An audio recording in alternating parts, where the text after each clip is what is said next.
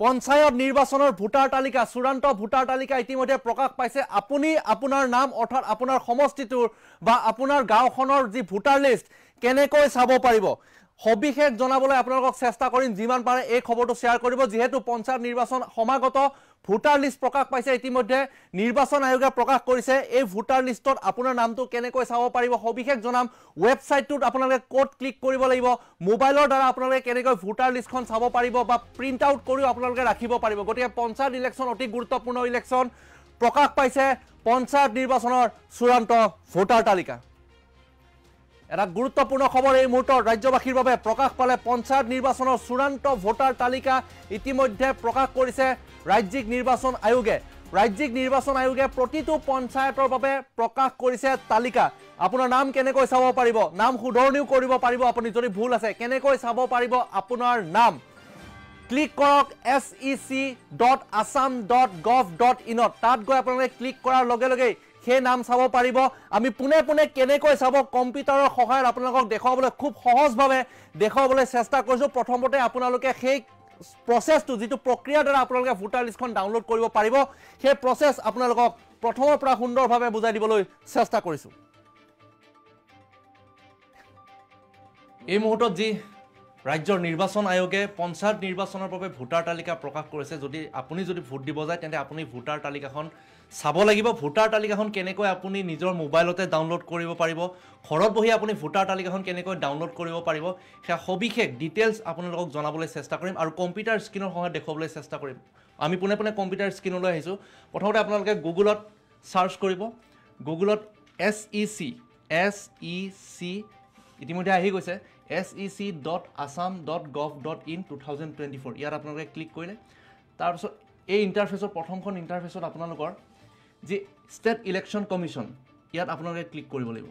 click কৰিলে এনেকুৱা এখন ইন্টাৰফেস আহিব তাৰ নেক্সট পেজত এনেকুৱা এখন ইন্টাৰফেস আহিব তাত আপোনালোকে তললৈ আহিব ইয়াত এপিক নাম্বাৰ দি আপোনালোকে সাৰ্চ কৰিব পাৰিব আপোনালোকৰ ভোটাৰ আইডি নম্বৰটো দিও সাৰ্চ কৰিব পাৰিব নাম আৰু ডাউনলোড কৰিব পাৰিব যিখন ভোটাৰ তালিকা আপোনালোকৰ গাঁওখনৰ ভোটাৰ তালিকা ডাউনলোড কৰিবলৈ হলে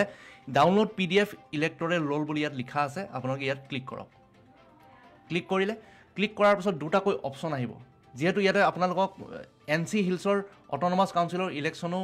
ইতিমধ্যে হৈ গল তাৰ ইলেক্টৰেল ৰোল PDF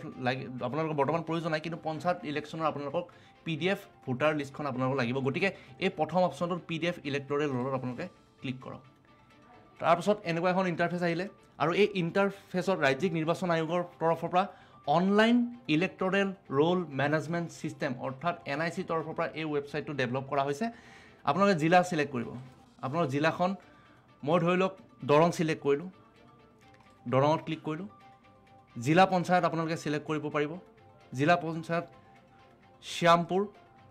গাঁও পঞ্চায়তৰ অপচন আছে গাঁও পঞ্চায়ত আপোনালোকে সিলেক্ট কৰক গাঁও পঞ্চায়ত মই কল্যাণ সিলেক্ট কৰিলো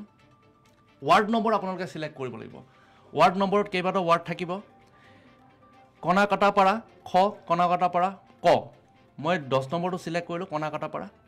তাৰ পিছত আপোনালোকৰ লাষ্ট অপচনটো আছে পোলিং ষ্টেচন আপোনালোকে যোনখন স্কুলত ভোট দিয়ে সেই স্কুলখনৰ নাম ইয়াত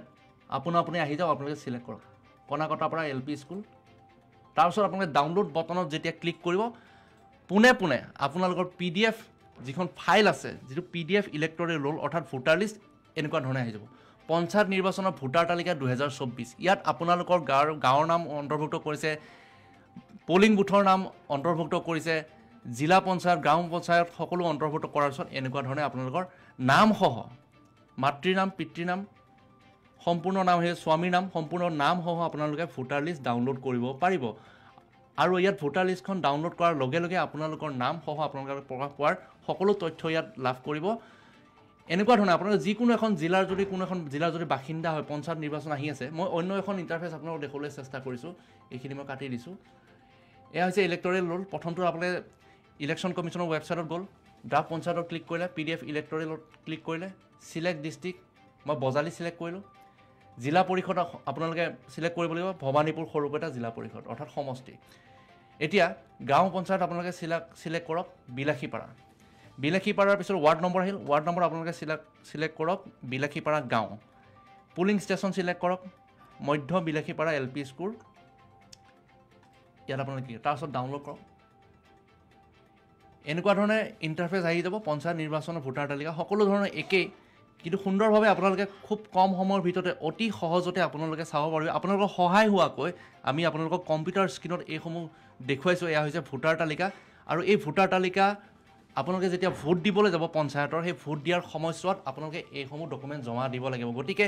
এই সবিশেষ তথ্য আপোনালোকক দেখুৱাবলৈ চেষ্টা কৰিলোঁ আপোনালোকে এই খবৰটো এই যেনেকৈ ভোটাৰ তালিকা কেনেকৈ চাৰ্চ কৰে কেনেকৈ কোনটো ৱেবছাইট ক্লিক কৰিব লাগিব সেই সকলো ধৰণৰ তথ্য আপোনালোকক জনাবলৈ চেষ্টা কৰিছোঁ আৰু এই খবৰটো আপোনালোকৰ আত্মীয় বা আপোনালোকৰ গাঁৱৰ বন্ধুবৰ্গৰ সৈতে আপোনালোকে শ্বেয়াৰ কৰক যাতে তেওঁলোকে অতি সহজতে মোবাইলৰ পৰাই তেওঁলোকৰ ভোটাৰ লিষ্টখন ডাউনলোড কৰি প্ৰিণ্ট কৰিব পাৰে ইয়াত প্ৰিণ্ট অপশ্যনো আছে ইয়াত প্ৰিণ্ট অপশ্যন আছে প্ৰিণ্টাৰত উলিয়াই আপোনালোকে সুন্দৰভাৱে ফাইনেল ইয়াৰ অৰ্থাৎ চূড়ান্ত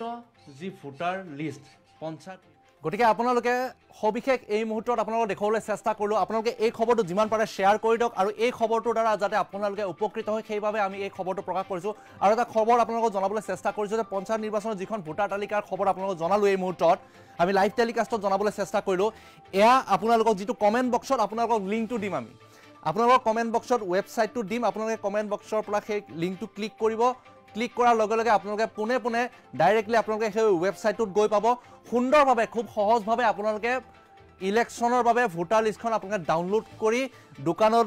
গৈ বা প্ৰিণ্টাৰৰ সহায়ত আপোনালোকে প্ৰিণ্ট কৰিব পাৰিব আৰু আপোনাৰ নাম চাব পাৰিব যিখন চূড়ান্ত ভোটাৰ তালিকা ইতিমধ্যে প্ৰকাশ কৰিছে পঞ্চায়ত নিৰ্বাচনৰ বাবে সম্পূৰ্ণ সাজু হৈছে election commission of India sec.assam.gov.in গৈ আপোনালোকে ক্লিক কৰক আমি ফুল প্লেটত আপোনালোকক সেই ৱেবছাইটটো জনাই আছোঁ আপোনালোকে নোট কৰি লওক বা স্ক্ৰীনশ্বট মাৰি লওক বা আপোনালোকে সেই ৱেবছাইটটো আমি কমেণ্ট বক্সতো দিম কমেণ্ট বক্সত আপোনালোকে ক্লিক কৰিলে আপোনালোকে সেই ৱেবছাইটটো পাই যাব আৰু পোনে ৱেবছাইটলৈ আপোনালোকে যাব পাৰিব গতিকে এই এটা অতি গুৰুত্বপূৰ্ণ খবৰ পঞ্চায়ত নিৰ্বাচন প্ৰতিটো সমষ্টিৰ পঞ্চায়ত নিৰ্বাচন অনুষ্ঠিত কৰিবলৈ নিৰ্বাচন আয়োগ সাজু হৈছে পুনৰবাৰ যিসকল দৰ্শক এই মুহূৰ্তত সংযুক্ত হৈছে তেওঁলোকক পুনৰবাৰ আমি সেই